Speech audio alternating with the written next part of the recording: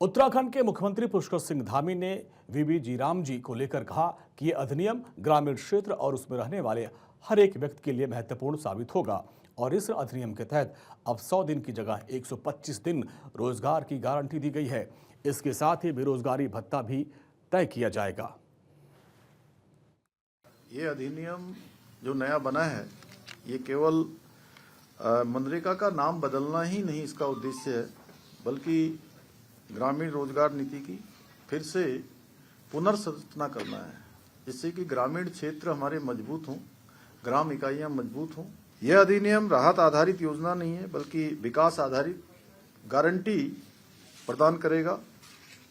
अब ग्रामीण परिवारों को जो ऐतिहासिक रूप से इसमें सुधार हुआ है, अब ग्रामीण परिवारों को 100 दिन नहीं बल्कि 125 दिन कानूनी रोजगार का अधिकार मिलेगा, जो पहले से 25% ज्यादा होगा। मुख्यमंत्री ने कहा कि विपक्ष हमेशा प्रधानमंत्री नरेंद्र मोदी द्वारा बनाए गए कानून का विरोध करता रहा है और जो इसका अभी भी विरोध कर रहे हैं, जबकि ये कानून ग्रामीण लोगों के लिए महत्वपूर्ण साबित होगा। जो विपक्ष है, जो कई बार कोई भी योजना प्रधानमंत्री जी लेकर आते हैं, देश के अंदर कोई अच्छा काम होता है तो भ्रम फैलाने का काम करते हैं, एक फैब्रिकेटेड माहौल बनाने का काम करते हैं। ये योजना गरीब विरोधी नहीं है, बल्कि गरीबी के मूल कारण उस पर प्रहार करने वाली योजना है।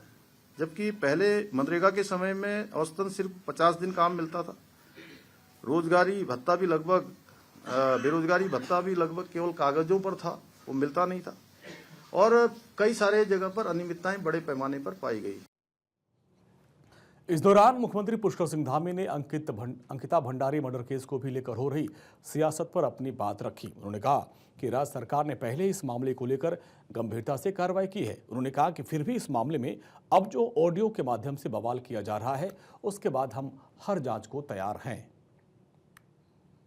इसमें 1-2 ऑडियो पर बात होती है, ऑडियो के पास बात होने के बाद सीधे प्रेस कॉन्फ्रेंस देहरादून में नहीं होती है जी, देहरादून से सीधे दिल्ली होती है प्रेस कॉन्फ्रेंस।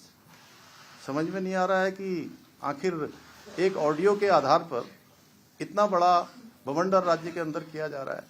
हम भी राज्य के अंदर काम करते हैं, हमने भी ईमानदारी से काम किया है और कोई भी अगर किसी के पास भी कोई सबूत होगा तो मैं बिल्कुल आप सबके सामने स्पष्ट करना चाहता हूं, कोई छूटने वाला नहीं है। विपक्ष सरकार की छवि को धूमिल कर एक कथित ऑडियो के माध्यम से लोगों को भ्रमित कर रहा है, जबकि इसकी कोई प्रामाणिकता है ही नहीं। सीएम ने कहा कि आज मैं हर एक सवाल का जवाब देने के लिए आया हूं और मैं ये वादा करता हूं कि राज्य में किसी भी तरह के गलत काम करने वालों को बख्शा नहीं जाएगा, उनके खिलाफ सख्त कार्रवाई की जाएगी। लोगों को जनता बार बार बाहर का रास्ता दिखा रही है, वो बेटी अंकिता को अपना हथियार न बनाए। बेटी अंकिता के हत्यारों को, उनके आरोपियों को, उनको अपराधियों को सजा देने का काम सरकार का है और हम प्रतिबद्ध होकर, संकल्प होके ये कहना चाहते हैं कि कोई नहीं छूटने वाला है। जिसने भी जो है न पहले छूटे हैं, न कहीं किसी का नाम आएगा तो कोई छूटेगा।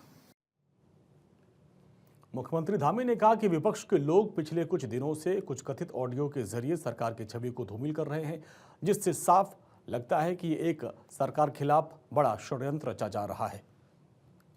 आप बताइए, आपको लग नहीं रहा है कि षड्यंत्र है? अगर ये मोबाइल बंद करके जाना, एक ऑडियो रिलीज करके, एक ऑडियो रिलीज होता है, उसके बाद प्रेस कॉन्फ्रेंस यहाँ नहीं होती है, प्रेस कॉन्फ्रेंस दिल्ली में होती है और हमारे जो प्रभारी जी का नाम लिया गया, प्रभारी जी ने अपने, आप लोग भी सोशल मीडिया देखते हैं, पुलिस ने भी वेरीफाई कर लिया, सारे अकाउंट ट्विटर सब देख लिए उनके।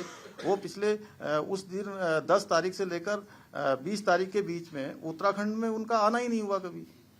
ये तो आप लोगों ने भी सारा रिकॉर्ड देख लिया होगा, उनकी जो पुरानी फेसबुक इत्यादि देख लेंगे तो उसमें आ जाएगा सारा। अब आप स्वयं अंदाजा लगाइए, अगर उनके पास कुछ है तो भागे क्यों हैं?